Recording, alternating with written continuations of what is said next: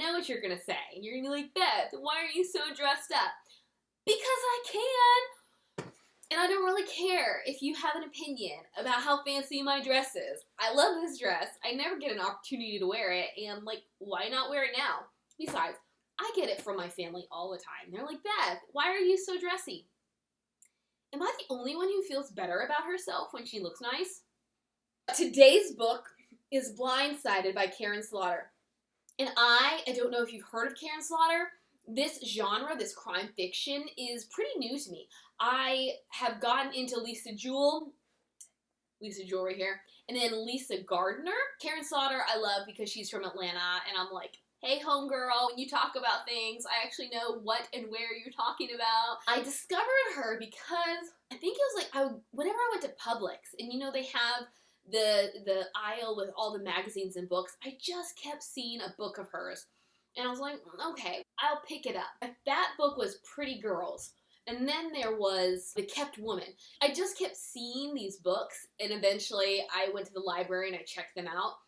And what I discovered is that she has reoccurring characters, which is where Blindsighted comes in. Because she has 2 series that she wrote that eventually converge. The Grant County series, which is where we're starting because that's basically where she started. And then there's the Will Trent series. The stars of the Grant County series are Sarah Linton and Jeffrey Tolliver. The star of the Will Trent series is who? Will Trent. Surprise! But we're not talking about him. All you need to know, he's an FBI agent. She is a doctor slash pediatrician slash coroner for this small town in Georgia. She is the ex-wife of Jeffrey Tolliver, who I was introduced to him after she had met Will Trent. So I might talk about that a little bit, but it is kind of a spoiler, so I'm going to try to refrain. But there are 5, 6, 7, maybe more books in the Grant County series. And I've only been able to get my hands on, I think, books 1, 3, 4, 5, or like 1, 4, 5, 6, 7, something like that. So who knows when I'll get to books, whatever, 2, 3, 4 that I've missed. It's just a matter of I can't get them on audiobook. And I do not have the time to sit down and read a physical copy. So we'll see what happens. I will say that from book 1 to whichever book I then picked up with, there were things that I felt I missed. Not enough to make me feel like I'm missing out on the current book, but I was like, things happened, and I missed it. So there we go. So Blindsighted, it starts with Sarah, and she was married to Jeffrey, who is the town sheriff. She caught him in bed with another woman, so she divorced him. And it's been a couple years since then. But because of their jobs, they do have to work together. And so it's like that really awkward tension of working with your ex. Not to mention, Jeffrey still wants to be with her, but she's like, the smart woman that she is. She's like, no, you can't cheat on me and expect me to be like, okay. You know, no. I keep trying to do this review, and there's just not much to it. It's a really short book. It opens up with a blind woman named Sybil Adams being found raped, sodomized, and left for dead in a diner bathroom. And it's up to Sarah to try to save her, which she's unable to do. Another woman has found dead in a similar manner. And then a third woman, Lena, who is Sybil's twin sister, and also one of the detectives on Jeffrey's police force, has gone missing. And so it's essentially a race against time to find her and to learn who's behind all of this. And through that is when Sarah reveals her rape. It's an important thing, and it actually is more important than you think. Like, it is an important topic, but what it ends up doing is sort of not being a catalyst, but it is a related incident to the catalyst to all these murders. I'm just going to go and give spoilers because there's really no point in trying to delve into all the small things because this book is so short. I'll start with the rape. Sarah had been doing her resident at Grady Hospital, which is in Atlanta, when she was raped in a bathroom. When she reveals this to Jeffrey, Jeffrey thinks that her rapist is coming after these women and potentially will come after Sarah, like maybe culminate with Sarah. So he goes off to find this man, Jack Wright, who is on parole. And while Jack may be a sick pig who does keep tabs on all of the women that he victimized, he is on, I forget what it's called, he's on some kind of hormone injection medication that is supposed to remove those desires or suppress those desires. So yes, while he's a nasty guy who you love to hate, it's obvious that he is not the killer. The killer, it turns out, is the town pharmacist, and his name is Jeb, and he is someone that Sarah had been dating on and off. She didn't really want to be dating him anymore, but she didn't really know how to say no thank you. But their story goes back further than she even knew. When she was at Grady doing her residency, she had a patient, a teenage girl, come in who eventually died from sepsis. What we learn is that this patient was Jeb's sister, and so all of these murders were attempts to give Sarah another chance to save someone. I don't quite buy it. I mean, it's kind of a cool concept, but, and maybe they discussed this and I've just forgotten it because I've read so many books since. How did he find her? Because she's in Hartsdale, which is a teeny tiny town in Georgia. That's where she escaped to after her rape. That's where she's from. So I'm like, did he come there for her? He must have. But I was just like, I don't really know if I buy that. But anyhow, what happens with Jeb is he and Sarah have a date. She eventually realizes their connection, and in her attempts to escape, so there's this lake that I don't really think the town is built around or on, but there's a lake between her house and his. And I'm sorry, this is something else I find kind of ridiculous. As much as I enjoyed the book, and I just really enjoy Slaughter's writing, there are some things I just thought didn't make sense. As I said, this lake, okay, he can't swim. And it's a tiny detail that was dropped early in the book, but I'm like, so you have a boat, you live on a lake, but you don't bother to learn how to swim? Honestly, how many adults out there can't swim?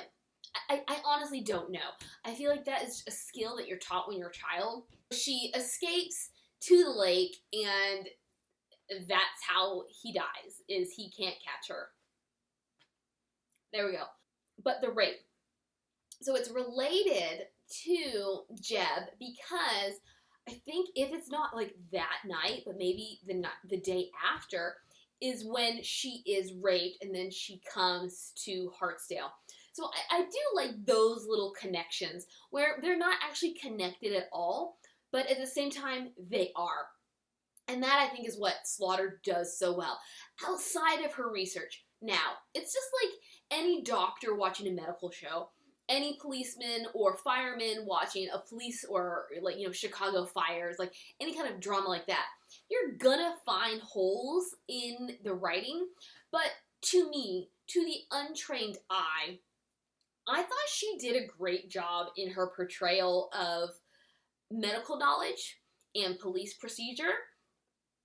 More so than anything else I've seen. Like, nothing. I gotta tell you, there's like a parental advisory warning on anything she's written. Woman does not hold back. I mean, her sex scenes are not particularly explicit, but she doesn't glaze over it either, especially further into her writing. She does get more explicit. The language is off the charts. The gore is ridiculous. Like, you gotta have a strong stomach to read some of these books. If you have triggers, if rape is something you really cannot deal with, if the idea of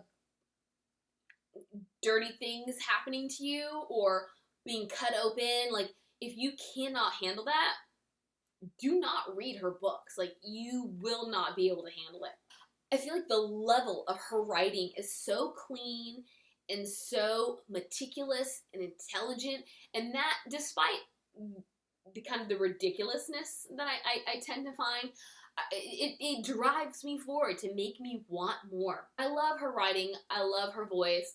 With this particular book, I preferred the narrator to the other ones that I've heard. But again, like, that really has nothing to do with anything. It's just a recommendation that if you want to listen to the audiobook, do it. To add to the list of things that I couldn't quite believe or couldn't quite see as necessary are the subplot of one of Sarah's patients, a young boy named Jimmy, who we learn has leukemia, and then Lena's POV. For the most part, the book is Sarah and Jeffrey.